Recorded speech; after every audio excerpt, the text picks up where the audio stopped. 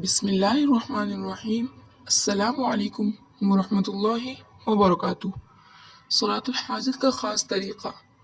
اگر آپ کو کوئی کام نہیں ہو رہا یا آپ کسی بڑی مشکل میں پھنس گئے ہوں تو 4 رکعت صلاۃ الحاجت اس طریقے سے پڑھیں تو بڑی سے بڑی مشکل حل ہو جائیں گی انشاءاللہ۔ صلاۃ الحاجت، پہلی رکعت میں سورہ فاتحہ کے بعد سورہ اخلاص پڑھیں اور اس کے بعد 100 مرتبہ لا الہ الا انت سبحانک انی کنت من الظالمین۔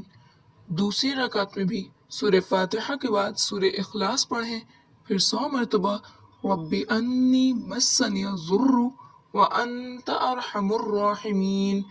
تیسری رکعت میں سورہ فاتحہ کے بعد سورہ اخلاص پڑھیں اور پھر 100 مرتبہ وَأُفَوِّضُ أَمْرِي إِلَى اللَّهِ إِنَّ اللَّهَ بَصِيرٌ بِالْعِبَادِ۔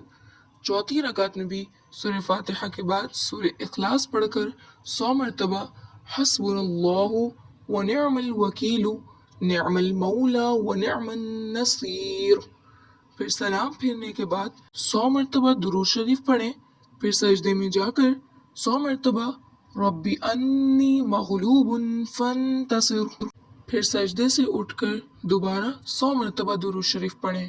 یہ پڑھنے کے بعد خوب گڑ گڑا کر اللہ تبارک و تعالی سے دعا کریں تو چند دن میں آپ کی مشکل حل ہو جائیں گی انشاءاللہ۔ اللہ پاک ہم سب کو عمل کرنے کی توفیق عطا فرمائے، آمین یا رب العالمین۔